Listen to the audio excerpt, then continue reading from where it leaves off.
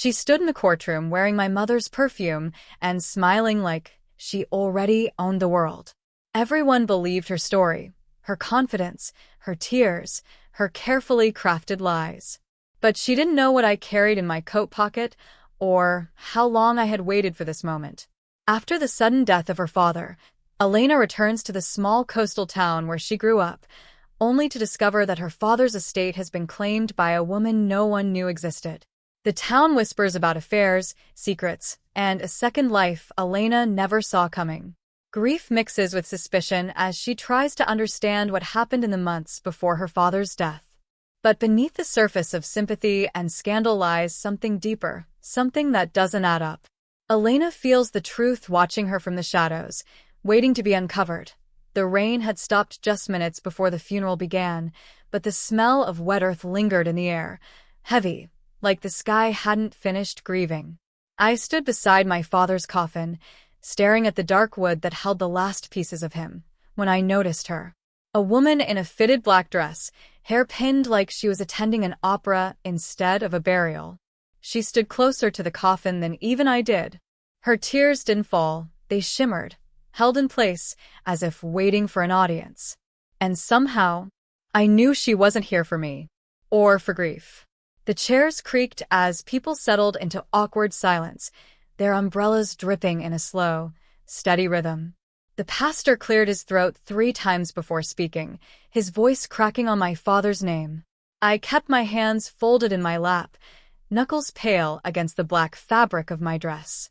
People who had known me since childhood offered gentle nods, soft smiles, but none of them met my eyes for long. There was something brittle in the air, something everyone felt but no one dared touch. And always, just in the corner of my vision, I saw her. The woman who wasn't part of this world, yet somehow moved through it like she owned the space left behind. When the pastor began the closing prayer, she pressed a tissue delicately under her eye, dabbing at a tear that didn't quite exist. Her chin trembled at all the right moments. Her grief was immaculate, too immaculate. A breeze passed through the cemetery, lifting the edges of her veil. For a second, her eyes met mine, steady, knowing, almost apologetic. I looked away first. Somewhere inside me, the unease began to coil around itself, forming a quiet question I wasn't ready to voice. After the service, people approached me one by one, offering the same rehearsed sympathy. He was a good man. He loved you very much. If you need anything, call. Their words drifted past me like echoes in an empty hallway. Then she approached. Up close, her perfume reminded me of roses left too long in a vase, sweet at first, then sour. Her smile was soft, practiced. Her hand, gloved in thin black lace, reached out like she expected mine to meet it. "You must be Elena," she said, her voice low, carefully shaped. "Yes," I answered, my throat tight. She looked at the coffin, then back at me. "I'm someone who mattered to him." The sentence hung there, sharp as a glass shard. Family friends shifted uncomfortably nearby. One woman pretended to fix her coat zipper just to avoid being caught listening. The pastor suddenly found the ground fascinating. I felt my breath catch, not from the words themselves, but from the calm confidence behind them, as if she expected me to already know her place in my father's life. My voice barely formed. I didn't realize he had someone. Her smile didn't move to her eyes. "There's a lot you didn't realize." She stepped closer, close enough that I could see the faint smear of mascara under her lower lashes. Not from crying, no.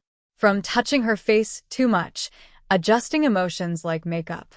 "He spoke about you often," she said. "He wanted peace between all of us." I blinked. "All of who?" She didn't answer. She only tilted her head, studying me the way someone examines a painting they're not sure is authentic. Behind her, the last of the mourners drifted toward their cars, stepping carefully on the damp grass. No one interrupted us. No one dared walk close. She reached out, resting her gloved hand on my arm. Her touch was surprisingly warm. Too intimate. Too certain. "You'll understand soon," she whispered. The words slid into me like cold water. Understand what? Understand her? Understand the life my father hid from me? Before I could ask, she withdrew her hand, turning away with a final, delicate swipe under her eye. This time a tear did fall, a single, perfect drop tracing her cheek, as if on cue. She didn't wait for me to respond. She simply walked toward the gate, her heels sinking slightly into the soft ground, leaving me frozen between grief and something far more unsettling. I stayed beside the coffin long after she left, long after the sky began to pale into late afternoon. The cemetery grew quiet except for the steady drip of water sliding from the branches overhead. I traced the edge of the casket with my fingertip, feeling the coolness of the wood. My father had always been a man of truth, firm, honest, predictable. But the funeral felt like a performance I didn't understand, written by someone else entirely. As I finally walked toward my car, her words followed me like a shadow. "You'll understand soon." I didn't know whether to fear that promise, or the part of me that suddenly wanted to uncover it. "If you want, I can now write chapter 2 in the same style. Just send me the chapter summary." The house greeted me with the same stillness it always had, but this time the silence felt heavier, like someone had pressed a hand over its mouth. Dust floated in the afternoon light, drifting lazily through the hallway the way it used to when my father paced with a book in hand. But when I stepped into his study, something inside me paused. The room looked untouched, but not lived in. As if the air itself had been combed flat. As if whoever arranged it wanted it to appear familiar, without actually feeling like him. I stood in the doorway, feeling the echo of someone missing. My father's study had never been clean. Not truly. He liked clutter the way some people liked music, little stacks of handwritten notes on the floor, books leaning against one another like tired friends, pens scattered everywhere. It always smelled faintly of cedar and coffee, a warmth I associated with safety. But now the room felt sanitized. Books stood in perfect lines. Not a single loose paper in sight. The desk surface gleamed in a way it never had when he was alive. I ran my fingers across the edge of his chair. No indent from where he used to sit for hours. No crumpled sweater draped over the back. Someone had tried to erase every sign that a man had lived, worked, and breathed in this room. My heartbeat picked up as I opened drawers, carefully, quietly. Most were empty. Others held only neatly aligned envelopes and pens, none of which bore his handwriting. No half-finished letters. No to-do lists. Nothing that sounded like his voice. I swallowed hard. It was like standing inside a memory that someone had rewritten. And all at once, the phrase the mistress whispered at the funeral drifted back. "You'll understand soon." I went to the bottom drawer, the one he always kept loose, too stubborn to fix its crooked slide. Except now it didn't budge. It was locked. I crouched down, breath hitching. He had never locked anything for me. Not once. I pulled at it again, harder this time. The wooden panels groaned, but did not give. Old paint flaked under my nails. Whoever sealed it wanted it to stay sealed. My gaze drifted to the shelves, every book aligned, spines polished as if displayed for strangers rather than meant to be read. I tugged out a familiar volume, one he used to read every winter. It opened easily, too easily. No bookmark. No notes. No indent where his hands used to hold the pages open. Someone had replaced it. The realization settled like a cold weight. This was curation. Extraction. And then I saw it, peeking out from behind the leg of the desk. A torn envelope, edges frayed, one corner smeared with what looked like old ink. My father's initials were written in his handwriting, sharp, deliberate, unmistakable. It was the only thing in the room that felt real. I picked up the envelope gently, as if touching something fragile enough to crumble. The flap had been ripped, not opened, torn by someone impatient or afraid. Inside was nothing but a thin layer of dust, a ghost of whatever once lived there. My throat tightened. Why would someone empty it? The back of the envelope carried faint impressions, indentations from writing that had been removed. Someone had pressed hard, maybe too hard. My father always did that when he was nervous, when he wrote things meant to matter. The indentations were shallow, unreadable, but the intention behind them felt loud. A message. One meant for me. One someone didn't want me to see. I sat on the floor, envelope trembling in my hands. The room felt smaller, air tighter, as if watching me from its newly polished corners. The drawers locked, the books replaced, the papers vanished. Someone hadn't erased him out of grief. They had erased him out of purpose. A small crack ran along the envelope's edge, and I slid my finger inside, feeling for anything left behind. In the seam, hidden deep, was a thin sliver of paper, too small to be a note, but enough to prove something belonged here once. My pulse hammered. He had been trying to send me something. Something he couldn't finish. Or something he wasn't allowed to finish. I stood slowly, the envelope clutched to my chest. Outside the window, the wind stirred the branches, tapping lightly against the glass, like a signal, a reminder that the world moved even when truth tried to stay buried. I took one last look around the study, at the curated stillness, the polished surfaces, the silence scrubbed clean of my father's presence. Whoever did this, they had walked through his life with careful hands and cold intentions. As I shut the door behind me, the floor creaked, just once, like it remembered. I held the torn envelope tighter.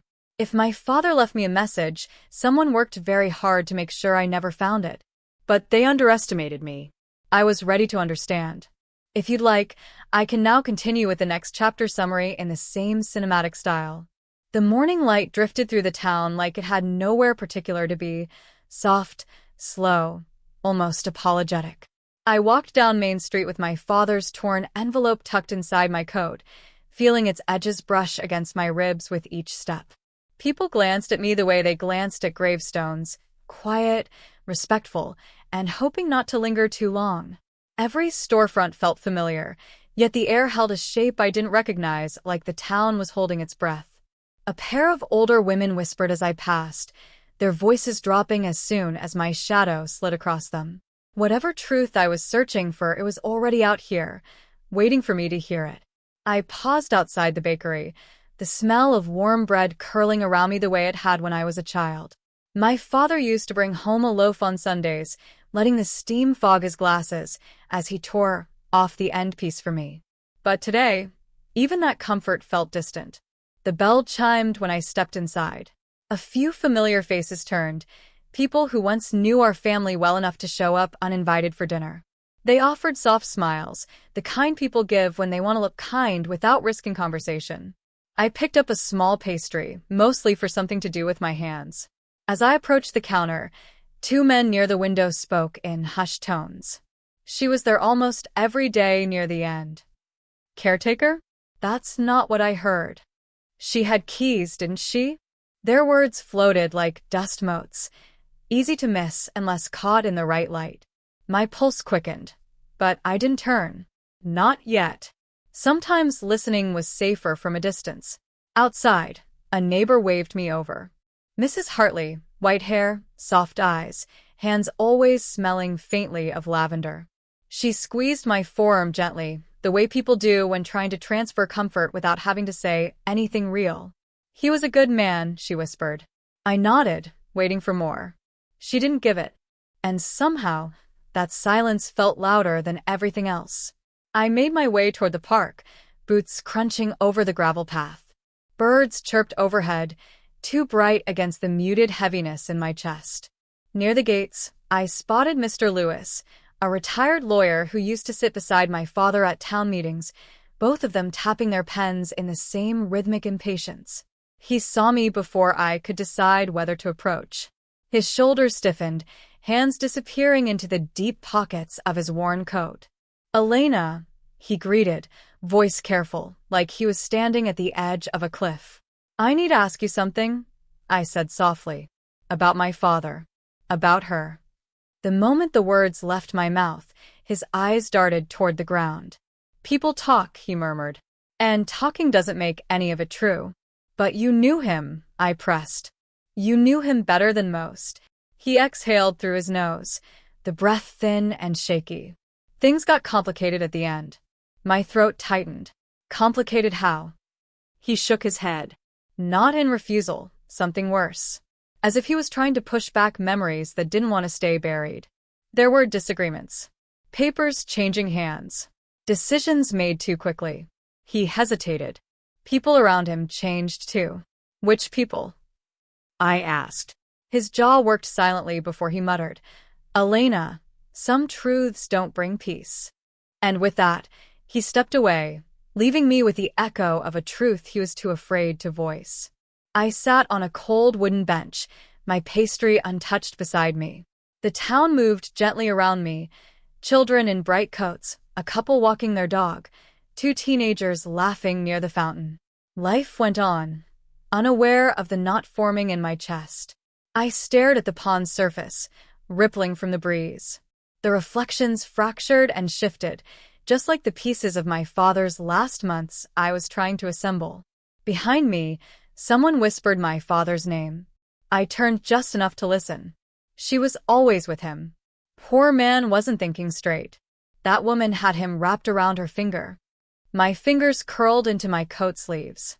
A coldness slid deeper into me, not from winter, but from the realization that no one was innocent in their silence. I stood slowly, brushing crumbs from my lap, even though none had fallen. Each person I approached stiffened. Some offered condolences again, as if repeating the phrase could replace actual conversation. Others glanced toward the corner of the street, as though expecting the mistress to appear again, floating on perfectly timed tears. I didn't need them to say her name. Their avoidance told me more than their words ever could. Whatever power she held over my father, she still held over this town. And no one wanted to be the one to break it. By the time I reached the end of the street, the sun hung low, casting long shadows that stretched like fingers across the pavement. I stopped beneath the old clock tower, listening to its steady ticks cut through the quiet. Everyone knew something. Everyone felt something. Everyone feared something. But none of them would give me the peace I needed. I pulled the torn envelope from my coat, running a thumb over my father's initials. The paper felt lighter now, as if urging me forward. If no one in town would speak plainly, then the truth must be somewhere else, waiting in a place they were all too afraid to look. I lifted my gaze toward the road home. Tomorrow I would search again. And this time, I wouldn't be listening from the shadows. The blinds in the attorney's office were half drawn, letting in a thin stripe of morning sun that cut across the polished floor like a quiet accusation. Dust drifted through that light, slow and unbothered, as if the world outside wasn't shifting under my feet. I sat there with my hands folded too tightly in my lap, listening to the tick-tick of a clock mounted above the framed diplomas. Then the door opened. She stepped inside, dressed in black silk that shimmered when she breathed, a mourning veil pinned just so, a grief too elegant to be real. And suddenly even the air felt staged. I had been here before as a child, running my fingers along the edges of the attorney's desk, watching my father discuss things in that calm, steady way of his. Nothing about this room had changed except the weight inside it. The attorney sat with his elbows pressed into the wood, eyes tired, lips drawn thin. He greeted the mistress with a warmth he hadn't shown me, standing just a little too quickly, offering her a seat as if she were the one who'd lost a lifetime. She nodded politely, folding herself into the chair beside me. The scent of expensive perfume drifted across the narrow space, soft but intrusive, like a whisper over the shoulder. "Elena," she murmured, resting a gloved hand on her purse, "I'm glad you're here. It's important you hear this." I wanted to ask who appointed her the bearer of anything involving my father.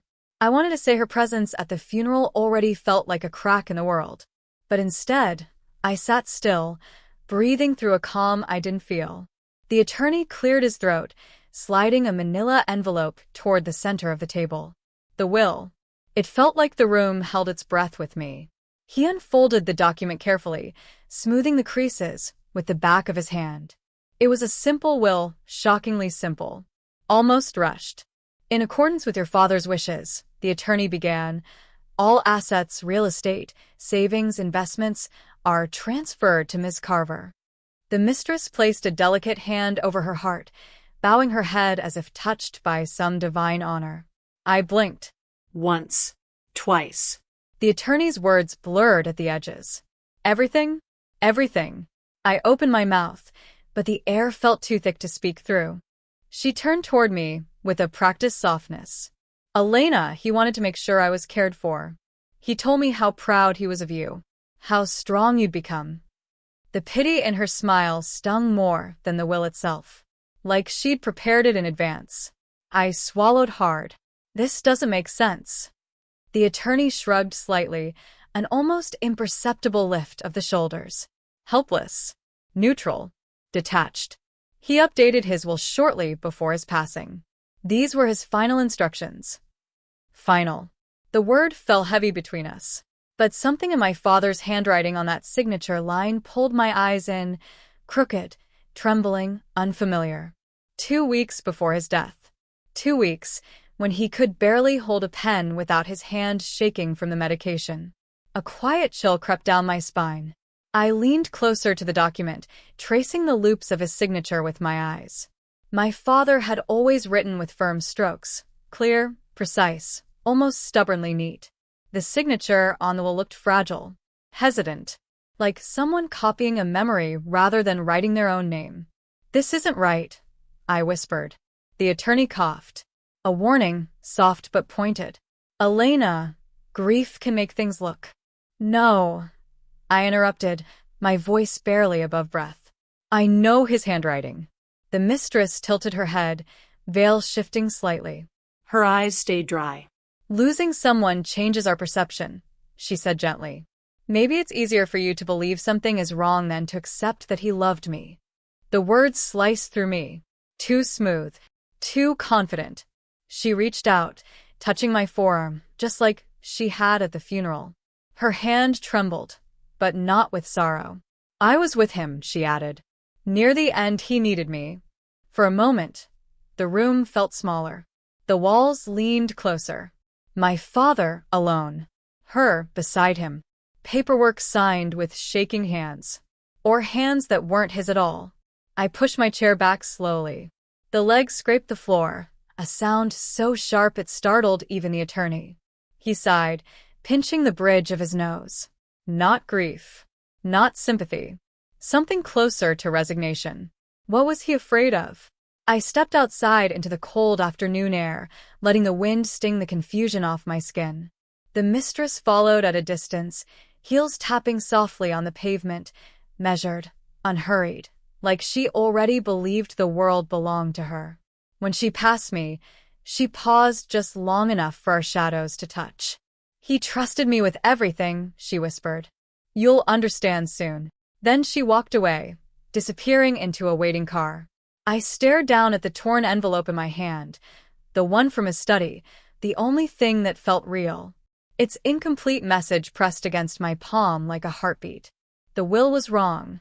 The signature was wrong. And the truth was hiding in the space between his last words and hers. I wasn't finished. Write the full cinematic script here in first person, broken into short paragraphs for easy VO reading. Include natural pauses, visual cues, and emotional pacing.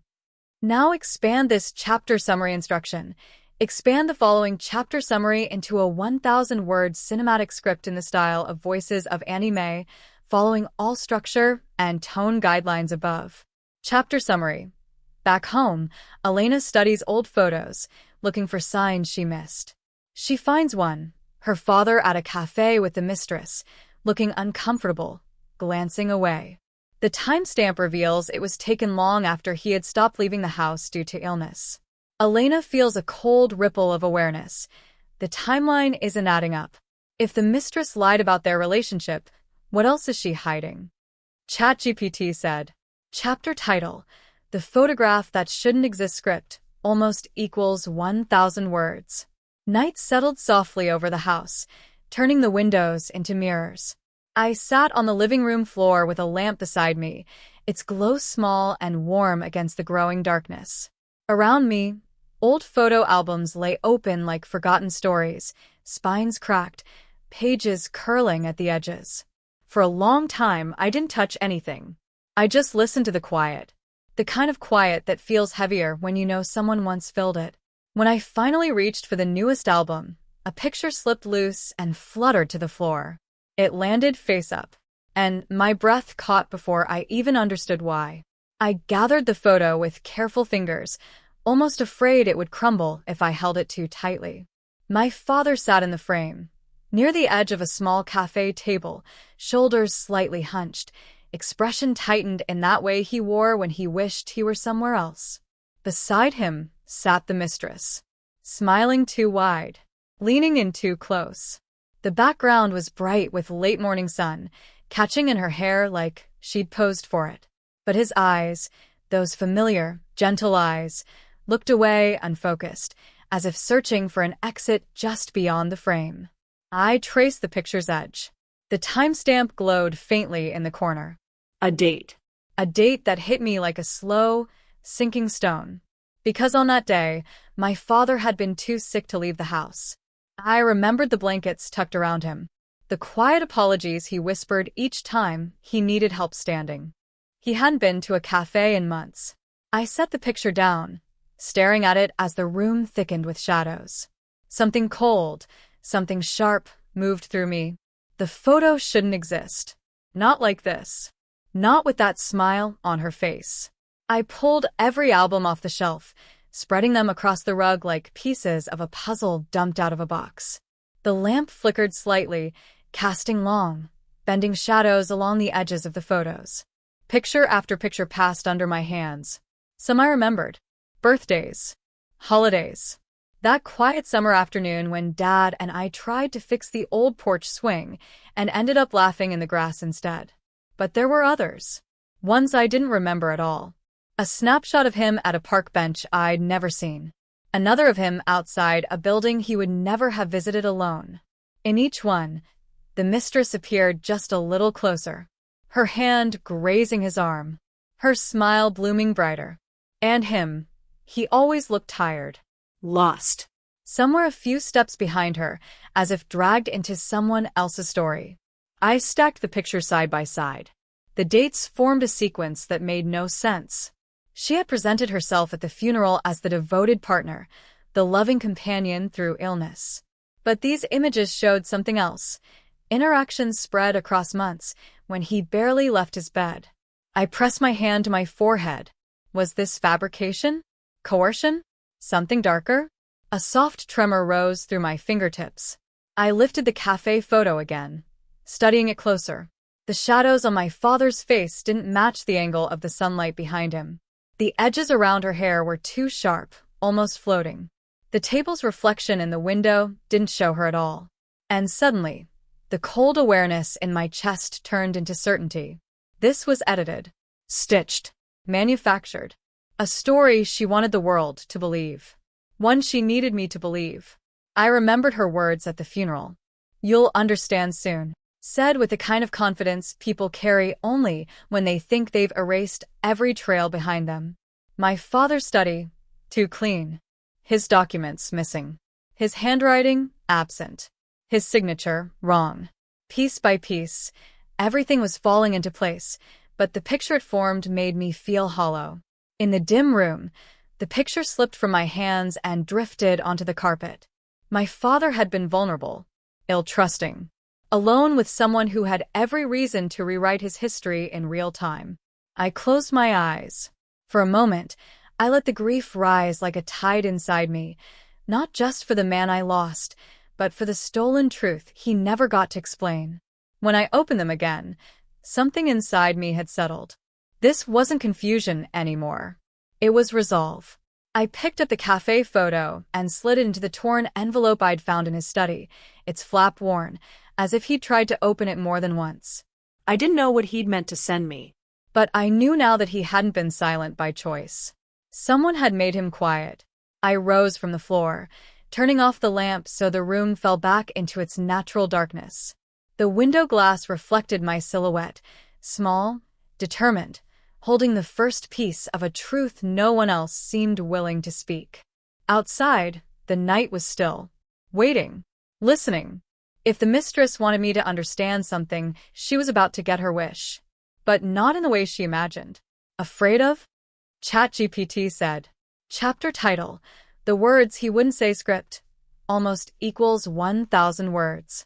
The attorney's office smelled faintly of dust and old carpet, the kind of scent that clings to forgotten files. I stood just inside the doorway, watching him shuffle papers with hands that moved too quickly to be calm.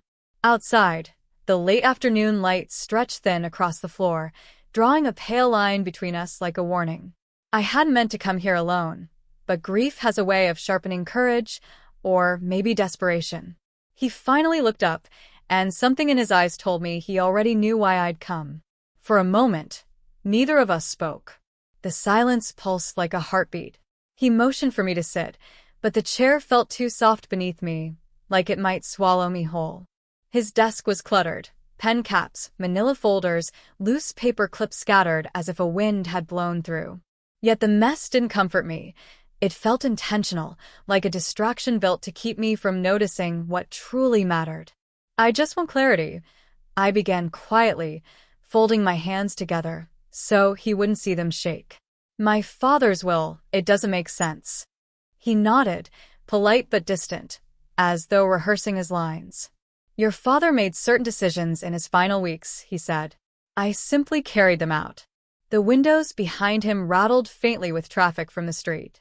I studied his face, a practiced neutrality, lips pressed together, gaze fixed just left of mine. Not a liar, I thought, but not honest either. When I mentioned the signature, the room shifted. Subtle, but unmistakable. His shoulders twitched. His pen rolled from his fingers. The air thickened. "It looked wrong," I said softly. "Not like my father's handwriting. Not even close." He swallowed hard, looking anywhere but at me. And for the first time since I walked in, he looked afraid. His voice grew thin. "I'm not at liberty to." "You handled his documents for years," I interrupted, gentle but firm. "You know his handwriting better than most." He blinked. Once. Twice. The kind of blink people use to buy time when their story is cracking. He reached for a folder, changed his mind midway, then pushed it aside. His gaze flicked toward the metal filing cabinet in the corner, dark, heavy, locked. A tiny keyhole glimmered under the fluorescent lights. That's when my chest tightened. Something was in there. Something he hoped I wouldn't notice. "Some signatures deteriorate near the end," he said weakly. He was still steady enough to play cards with me the week before. I replied, my voice barely more than a whisper. He flinched. The truth had struck something raw. I leaned forward, though my heart thudded in my throat. Did someone pressure him? Did someone sign something for him? He shook his head too quickly. "I can't discuss those matters." No, not "you're wrong." Just a weak closing door he hoped I wouldn't push open. I stood slowly, feeling the distance between us stretch taut. He wouldn't meet my eyes now. His fingers drummed a frantic rhythm against the desk. And all at once, fear filled the room. Not mine, his. "You're protecting someone," I murmured. His hands froze. The rhythm died. I watched the muscles in his jaw tighten, the way his breath hitched before he steadied himself. The truth wasn't far. It hovered just above us, fragile and trembling like a bead of water about to fall. "I have a duty to my clients," he said. "My father was your client," I reminded him. "Not her." Something flickered across his face, a crack, a flicker of shame, maybe even regret. He pressed his palms flat to the desk as if grounding himself. Then his eyes lifted, meeting mine for the first time since the conversation had turned. They were red along the edges. Tired. Haunted. "Elena," he whispered, lowering his voice, "some things are better left alone." The phrase landed like a stone in my stomach. He wasn't dismissing me. He was warning me. The fluorescent light above us buzzed, flickering once before steadying. He looked again toward the locked filing cabinet, and this time, the movement wasn't subtle. I followed his gaze. The cabinet seemed to loom now, absorbing the shadows around it. "What's in there?" I asked. He didn't answer, but the silence held the truth in its trembling hands. I stepped back, feeling a chill crawl up my spine. Whatever he knew, whoever he feared, was more dangerous than I'd imagined. I walked toward the door slowly, the weight of unspoken things pressing between my shoulder blades. My reflection wavered faintly in the glass, eyes dark, resolve deepening like a gathering storm. The attorney didn't try to stop me. But as my hand touched the doorknob, he spoke again, softly, brokenly. "I'm sorry," he whispered. "I didn't turn. Didn't breathe. Sorry for what? For lying? For helping her? For abandoning my father in his final days?" Outside, the corridor stretched long and empty, humming with distant echoes. I stepped into it, letting the door click shut behind me. One thing was clear now: the mistress wasn't acting alone. And whatever truth she'd buried had helpers. Night settles over my father's house the way dust settles on old books, slowly, quietly, and without asking permission. The rooms feel heavier after sunset, as if they still expect his footsteps to break the silence. I sit by the window, a lamp glowing low beside me, when I hear it, soft steps on the gravel outside. Not hurried, not cautious, just deliberate, like someone who knows exactly where they're going. The curtains shift with the breeze, casting long shadows across the walls. For a moment, I think grief is playing tricks on me. But then something thuds lightly against the porch. And whatever stillness existed in the house vanishes. I open the door, expecting empty darkness, the kind that echoes back every fear you've ever had. But there's a shape on the porch steps, small, square, wrapped in nothing but the night air. The streetlight flickers overhead, bathing everything in a tired, yellow glow. No car engines, no retreating footsteps. Whoever came here is gone, leaving behind only the faint scent of perfume I recognize too well. Expensive. Floral. Her scent. My fingers hesitate above the box before I lift it. It's light, almost hollow, but something inside shifts as I move. On top, taped crudely to the lid, is a folded note. 3 words stare back at me, written in handwriting I could identify even half-blind. He didn't mean for this to happen. The loops in the letters are too careful, the ink too dark, pressed too hard. A message that feels unlike the confident woman who stood at my father's funeral, rehearsing grief for an audience. Inside the doorway, the clock ticks with a slow, uneven heartbeat. I clutch the box to my chest, feeling my pulse mirror its rhythm. Why would she send this if she truly believed she was entitled to everything? I take the box to the kitchen table, the one my father used to scratch his initials into when bills overwhelmed him. The wood feels colder than usual, as if bracing for what I'm about to learn. The lid opens with a reluctant creak. Inside, a single USB drive wrapped in tissue paper. No branding, no markings, just a small red dot on one side, as though someone tried to hide it under their thumb. I hold it lightly, afraid it might burn. My father never used technology unless forced. He kept receipts folded neatly, contracts printed, pens aligned. A USB doesn't belong in his world, which means it belongs in hers. I plug it into my laptop, the screen glowing too bright in the dark kitchen. For a moment, nothing happens. Then a single folder appears. No name, no details. Just a blank space on the screen that feels heavier than the box ever did. My breath catches when I click it. Videos. Documents. Scanned pages. All time-stamped during the months my father was supposedly too sick to manage his own affairs. There's footage of him in the living room, signing papers he can barely hold steady. And behind him, barely visible but unmistakable, is the silhouette of the mistress. Her hand hovers at his shoulder like a reminder, a threat, an anchor he never asked for. The room grows colder. My heart grows louder. What had she dragged him into? I replay the clips one by one, each more unsettling than the last. In some, he looks confused, blinking hard as if trying to clear fog from his thoughts. In others, the mistress speaks softly, too softly to hear, but her posture is firm. She stands close, too close, directing him with the lift of an eyebrow. Then there are the documents. Draft wills, bank transfers, authorization forms, all with signatures shaky enough to break me. But one video stops me cold. It's just my father sitting alone in his office chair, staring at the camera with tired eyes. He clears his throat once, twice, then reaches for the microphone. "Elena," he murmurs. The sound is thin, like it's been stretched too far. If you're seeing this, things didn't go how they should have. My hand flies to my mouth. The kitchen seems to tilt. He glances off screen, startled, then hurriedly ends the recording. The clip cuts to black. My pulse hammers. I replay it, clinging to every syllable, every pause, every flicker of fear in his eyes. He didn't mean for this to happen. The note's words echo through me now with a different weight. The mistress didn't send this because she wanted forgiveness. She sent it because she's afraid. Which means so should I be. I step outside again, the night swallowing me whole. The porch creaks under my weight, remembering heavier footsteps from hours before.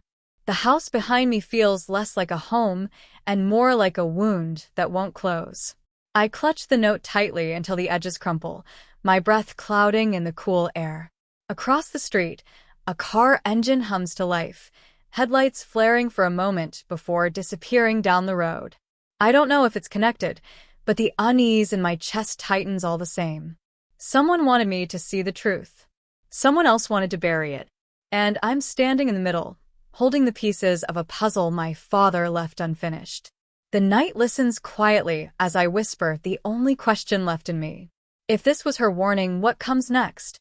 The house is quiet enough to hear the refrigerator hum, the floor settle, the night breathe against the windows.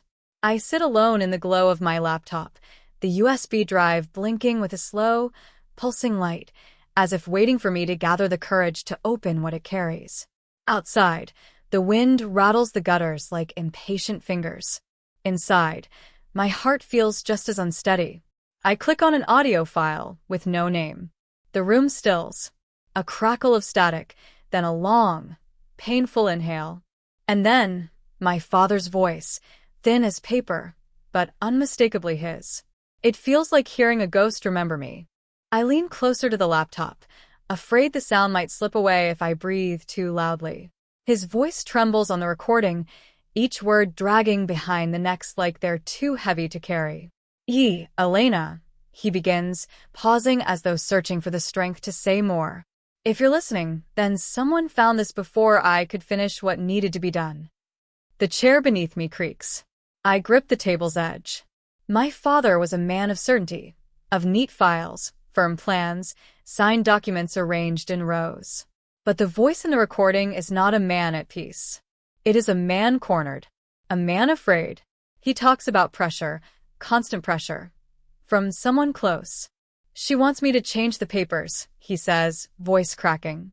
Wants me to rewrite the story, she's told herself. I close my eyes. I know exactly who he means.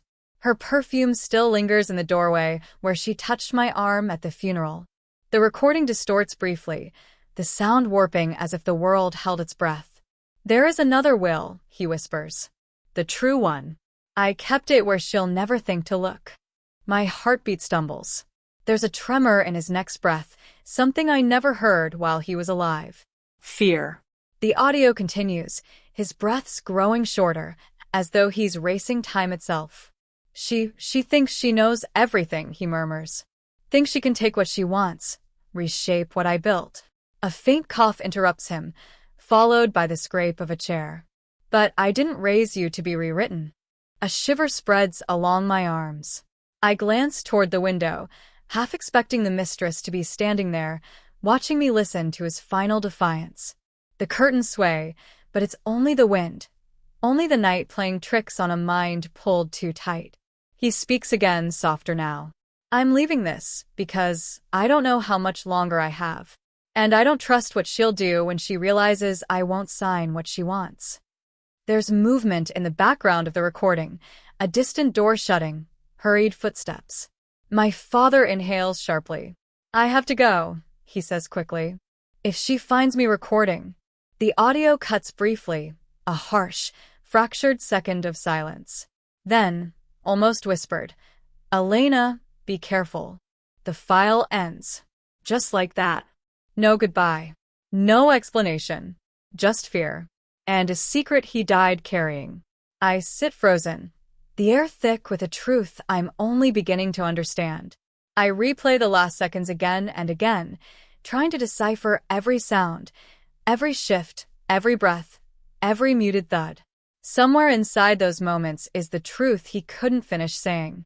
The mention of the second will loops in my mind like a thread waiting to be pulled. Where she'll never think to look. Where could that be? Not the office. Not the study. Not the safe she had so carefully emptied. Somewhere that belonged to him, not to her. Somewhere she wouldn't dare search because she didn't understand the man she claimed to love. I picture his workshop in the backyard, dust settling on his old carpentry tools. She always hated it. Hated the mess, the sawdust, the smell of varnish. She never stepped inside. My breath catches. I stand so quickly the chair scrapes across the floor. The house seems to watch me as I cross the room, the recording still echoing in my skull, his fear threading itself into my steps. But then another thought strikes me, sharp, unwelcome. If he hid the will, if she never found it, how did she end up with one signed only weeks before his death? Who forged it? Or worse, who forced it? My stomach tightens. This isn't just about inheritance. It's about power. Control. And something darker, my father never got the chance to name.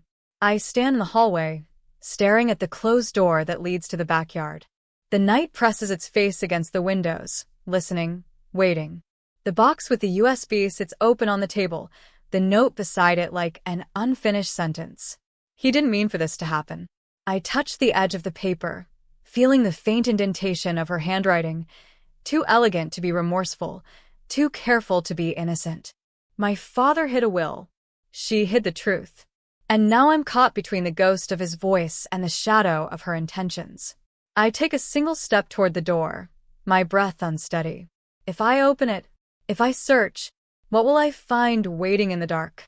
The morning light lies thin across the kitchen floor when the memory hits me, my father's voice on the recording, whispering about hiding things where she'll never think to look. I stand there barefoot, the tile cold beneath my feet, clutching the USB drive like it might speak again if I hold it long enough. Outside, dawn is just beginning to lift the fog over our small town, and for a moment everything feels suspended, as if the world knows I'm one step away from something I can't undo. My father loved hiding things in plain sight. Not out of secrecy, but out of trust. And suddenly I know exactly where to go. The drive to the lake is quiet. The world hasn't fully woken yet. The sky still holds traces of night, soft and bruised at the edges. I roll down the window, letting the cool air sting my cheeks, hoping it might steady the tremor in my hands. My father used to take me here every summer, back when the boathouse was still painted blue and the boards creaked in familiar rhythms. He'd say the lake remembered us. That water holds stories the way trees hold rings. I didn't understand it then. I think I do now. When I pull into the gravel lot, everything feels smaller than I remember. The boathouse leans slightly to the left, tired from years of storms, but still standing. The lake reflects the pale sky, unmoving, as if waiting. I step inside, closing the door softly behind me. The smell of damp wood and old rope wraps around me like an embrace.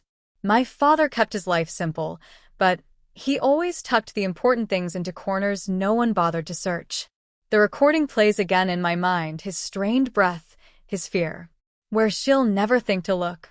My heartbeat settles into a slow, determined rhythm. If he left something here, I will find it. Rising moment, 200 to 250 words. I kneel beside the workbench, pressing my palm against the familiar grooves he carved into the wood over decades. Dust coats everything in a soft, silent blanket. I tap along the floorboards with my knuckles, 1, 2, 3, until the fourth gives a dull, hollow sound. My breath catches. I slide my fingers into the narrow gap, lifting the board just enough to reveal a hidden pocket beneath it. Inside, wrapped in a scrap of faded flannel, lies a small brass key.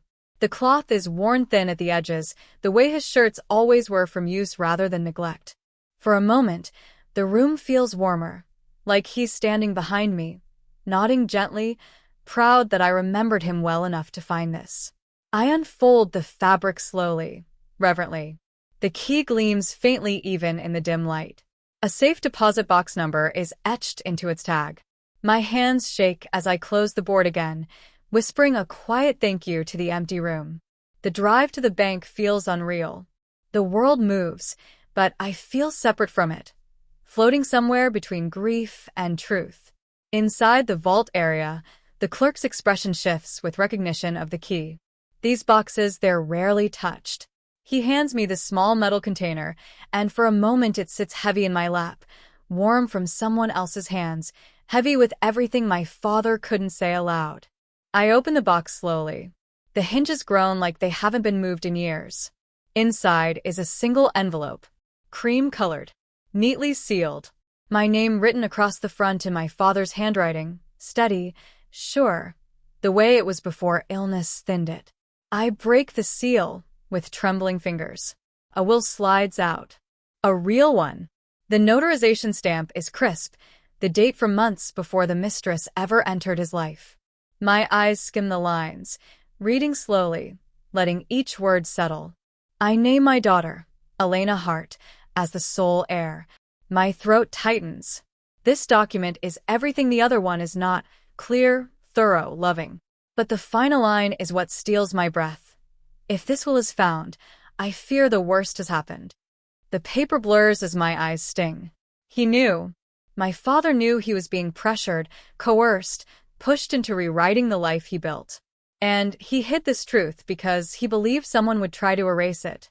I lean back in the quiet vault room, the will trembling between my fingers. For a moment, everything goes still. The air, my thoughts, even my grief. This isn't just about inheritance. This is a man's final warning, a father's last act of protection.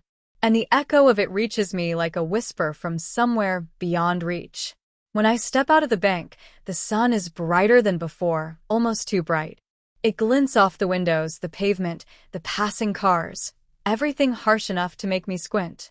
I hold the will against my chest, letting its weight settle into me like a truth I can no longer avoid. The wind carries a faint scent of the lake, as if reminding me where this journey began, and where it will lead next. My father didn't hide the will because he doubted me. He hid it because he feared her. I take one slow breath, then another. Now that I have the truth in my hands, what will she do when she realizes I'm no longer afraid to confront her? The courthouse feels colder than it should, as if the walls have learned to hold their breath. I sit at the wooden table, the real will resting beneath my fingertips, its edges soft from years spent hidden in the dark. Outside, the world moves like nothing is about to happen. Inside, every tick of the clock feels like a warning. I can almost hear my father's voice beneath the hum of fluorescent lights, steady, patient, trusting me to finish what he could not. When the door opens and she steps in, dressed in confidence she did not earn, the air shifts. She doesn't see it yet. But this is the moment her version of the story ends.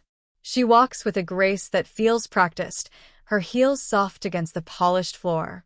Her eyes sweep the room like she's greeting old friends, even though every face stares back with suspicion or exhaustion. The mistress smiles at me, small, pitying, sweet in a way that curls at the edges like spoiled fruit. "Are you ready?" she asks, as if this is a meeting she arranged, not a reckoning she created. I don't answer. I just rest my hand flat on the will, the paper cool beneath my palm, my father's handwriting pressing against my skin like a heartbeat.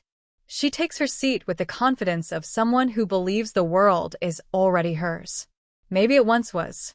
Maybe, for a while, she convinced herself she earned this place beside him. The attorney shifts uncomfortably, shuffling papers that no longer matter. I study her quietly, the way her shoulders relax, the way her eyes soften when she glances at the judge's bench. She truly thinks she will win. But the truth sits in front of me, folded and patient. And truth, I've learned, does not shout. It waits. It lets the lies rot on their own. The judge enters, clearing his throat, and the mistress straightens, ready to step into the spotlight she built around herself. The attorney reads from the forged will first, her version of the future, neat and cruel. She keeps her chin lifted, glancing at me occasionally, as if expecting to see me break. But I don't move. Not when she wipes a fake tear. Not when she whispers, "He wanted it this way." as if grief is a costume she put on for the occasion. When it's my turn, I rise slowly, my father's real will in my hands. The courtroom quiets, the air tightening like a pulled thread. I walk toward the bench, the sound of my footsteps louder than they should be. The judge looks up. And what is this? I place the envelope gently on the table, sliding it forward as if placing a fragile memory between us. My father's real will, I say. The words leave my mouth soft, steady, but they land like shattered glass. The mistress freezes. For the first time, her eyes lose their shine. The judge examines the document, his expression shifting from confusion to certainty. This signature, this date, this is the legitimate will. A murmur ripples across the room. The mistress stares at the paper as if it's a ghost. When her composure finally cracks, it's subtle, just a tremble at the corner of her mouth, just enough for the truth to leak through. I didn't mean... Her voice breaks. She sinks into her chair, hands shaking as she grabs onto the table edge like it might stop her world from collapsing. I was drowning, she whispers. I owed money, more than I could ever repay. Her eyes flicker to someone in the back of the room. Not a person I recognize, but a shadow of one. Their gaze drops the moment I notice. A friend said he could help, she continues. He said your father wouldn't care. He was already slipping. He told me if I did this, the debts would disappear. She wipes her tears, smudging mascara across her cheek. I swear I didn't want to hurt anyone, she says, voice trembling. I was trying to survive. The judge listens in silence. But my heart listens to something else. The name she hasn't said. The person she keeps glancing toward. Someone pulled her strings. Someone counted on her desperation. Someone who thought I wouldn't fight. The mistress's confession hangs in the air, heavy as fog.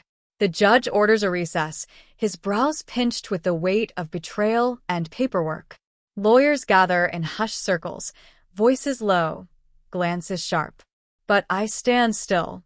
My father's will tucked back against my chest, exactly where it belongs. She sits across the room, shoulders shaking, a woman undone not by guilt but by fear. Fear of what happens now that her shield has cracked. I follow her gaze to the man in the back corner. He stands too quickly, leaves too quietly. There it is. The next thread pulling loose. As I watch the door close behind him, a chill slips down my spine. If she wasn't acting alone, then I'm only standing at the edge of a much darker truth. The house is quiet in a way that doesn't feel peaceful. It feels paused, like the walls are waiting for me to breathe first. I sit at my father's old desk, the late afternoon light bleeding through the curtains in soft, fractured lines. The torn envelope lies beside my hand, faded, worn at the edges, carrying a weight I'm almost afraid to open. Outside, the horizon glows orange, but inside, everything feels dim. It's strange how paper can look heavy, how ink can feel like a heartbeat, how a letter, one he never meant to leave behind this way, can hold the answer to questions I'm not ready to ask. The courthouse ruling should have brought closure. Everyone told me that. The mistress left in tears, her mask slipping into pieces she couldn't gather fast enough. The forged will was dismissed. The real one, my father's true voice, restored what was rightfully mine. People shook my hand as if the story had ended neatly, like justice was a clean line in the sand. But as I walked home, all I felt was the echo of the judge's gavel and the hollow spaces between my father's breaths on the recording. Now I'm here, in his study again, touching the things he touched, noticing the dust he never got to wipe away, the chair he never pushed in one last time. The envelope sits where I placed it hours ago, addressed in his familiar handwriting. The slight tilt to the letters. The firmness of the ink, as if he pressed too hard. He hadn't mailed it. He never got the chance. My fingers tremble as I slide the paper out. His voice feels close, too close, as if he's sitting beside me, waiting for me to finally read what he was too afraid to say aloud. A last confession. A last warning. A last attempt to protect me from something he couldn't name.